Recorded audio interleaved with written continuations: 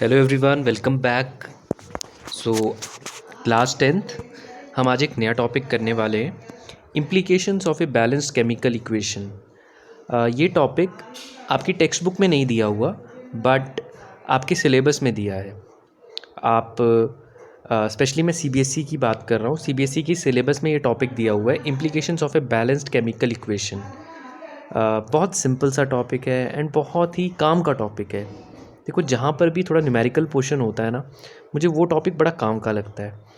Because जब हम theory पढ़ते हैं ना किसी चीज़ की, इतनी अंडरस्टैंडिंग नहीं होती, लेकिन जब हम उसी का न्यूमेरिकल पोर्शन करते हैं तो हमें कंसेप्ट बहुत ही अच्छे से क्लियर हो जाते हैं। ठीक है, सो स्टार्ट करेंगे हम।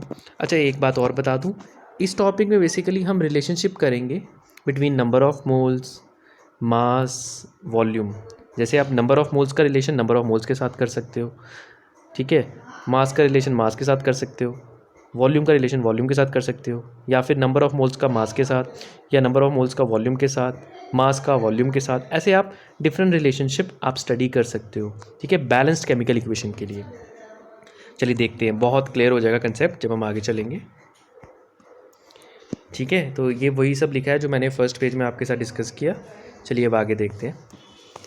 सो सबसे पहले यहाँ पर एक नई टर्म है, स्टोइक्योमेट्री। स्टोइक्योमेट्री बेसिकली, स्टोइक्योमेट्री का मतलब जो है ना, चलो मैं आपको रीड करके बताता हूँ।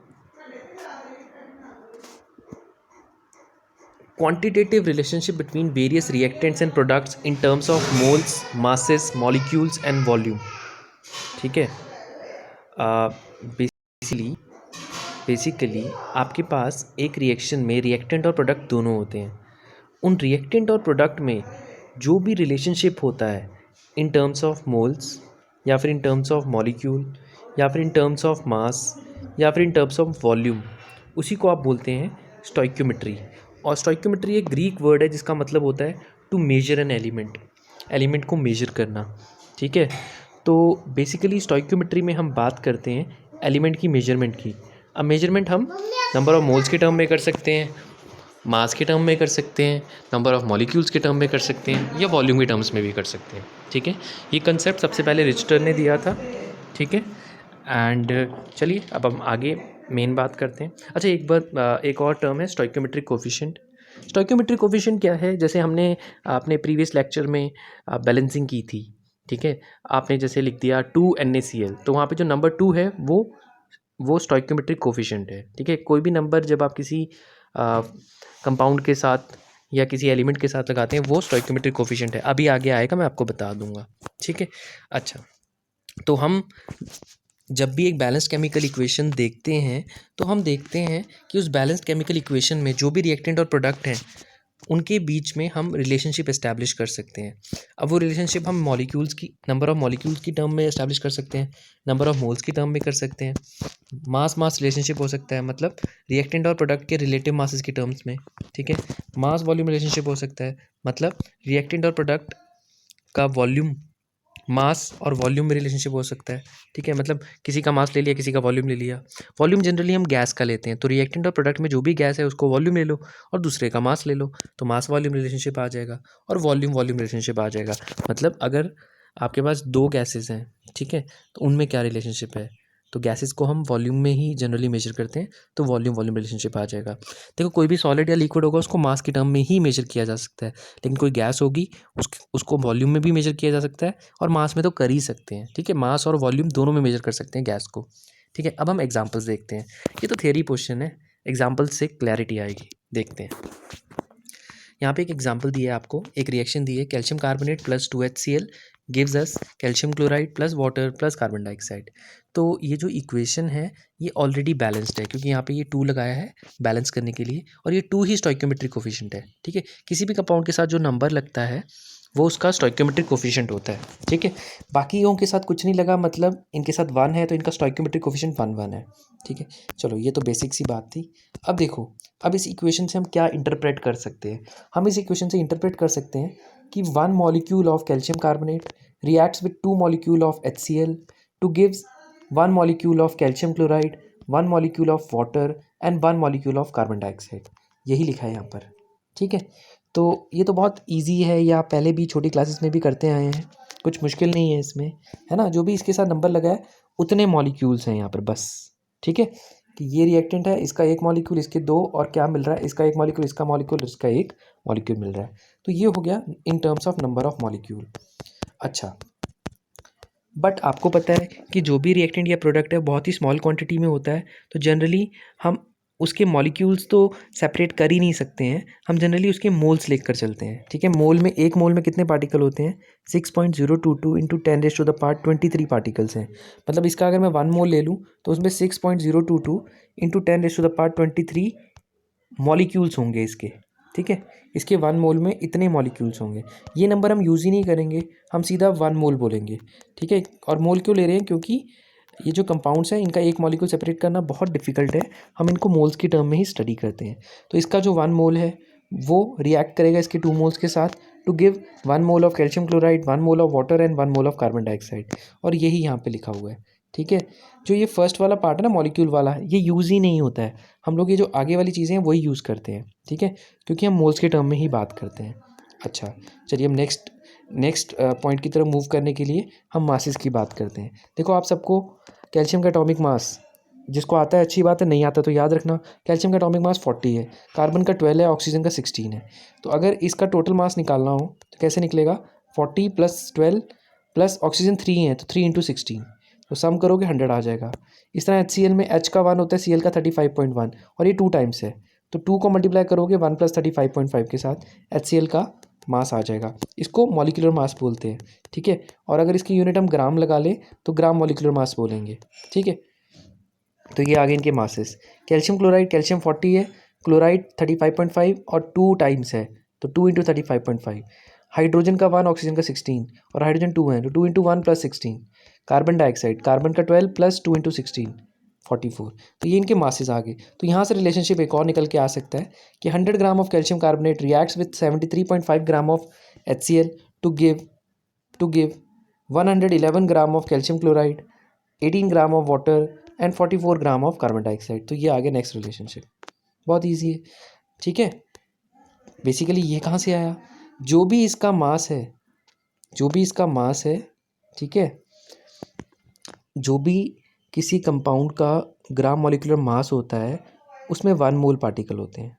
किसी का भी जो ग्राम मॉलिक्यूलर मास होता है उसमें 1 मोल पार्टिकल होते हैं। तो आपने देखा ग्राम मॉलिक्यूलर मास हम निकालते कैसे हैं, तो इसमें 1 मोल पार्टिकल है। अब आप यहाँ पे अगर आप देखेंगे ना तो बेसिकली यहाँ पे 2 मोल्स थे, तो हमने 2 मोल्स का ही मास निकाला क्योंकि 2 से मल्टीप्लाई किया है। 1 मोल का मास 36.5 था, 2 मोल्स का है ये, ठीक है। और ये मास क्यों लिखा आपने यहाँ पर, यही मास ये 73.5 ही लिखना है यहाँ पे, ठीक है। यही मास क्यों लिखा, क्योंकि इक्वेशन के अकॉर्डिंग ही 2 मोल्स है। याद करो इक्वेशन में आपने 2 मोल्स लिखा है, तो मास भी हम 2 मोल्स का ही लेंगे, ठीक है। मतलब कहने का मतलब 1 मोल का मास 36.5, तो 2 मोल्स का मास क्या आ जाएगा। अच्छा ये सॉरी ये 73 ही है, यहाँ पे गलती है, ये ठीक लिखा हुआ है, यहाँ गलती है, यहाँ करेक्ट कर लेना, ये 73.0 ही है, 73 ग्राम है, ठीक है। तो हमने इक्वेशन के अकॉर्डिंग मास लिखना है। 1 मोल का मास 36.5 और इक्वेशन में 2 मोल्स हैं तो 73.5, ठीक है। इसी तरह इसका 1 मोल है, इतना ही मास होगा, 1 मोल का इतना ही मास होगा, और 1 मोल का इतना ही मास होगा। अगर 2 मोल्स भी होंगे तो हम डायरेक्टली जो नीचे मास लिख रहे हैं वो हम इक्वेशन के अकॉर्डिंग ही लिख रहे हैं, इक्वेशन में जितने मोल्स हैं हम उतने का ही मास लिख रहे हैं। जो 1 मोल का मास है उसको ग्राम मॉलिक्यूलर मास बोलते हैं, ठीक है। तो इक्वेशन के अकॉर्डिंग 2 मोल्स हैं तो 2 × ग्राम मॉलिक्यूलर मास 73 ग्राम मास आ रहा है, ठीक है। तो बहुत इतना अगर नहीं समझ आ रहा तो सिंपल सी बात है, इन एटम्स का मास प्लस करो जो भी आता है, और जितने भी ये मॉलिक्यूल्स हैं उसके लिए कॉरस्पॉन्डिंग नंबर लगाते जाना। जैसे 2 मॉलिक्यूल्स थे तो 2 लगा दिया आपने, तो जो भी ये मासेस आ रहे हैं यही इनके बीच का रिलेशनशिप है।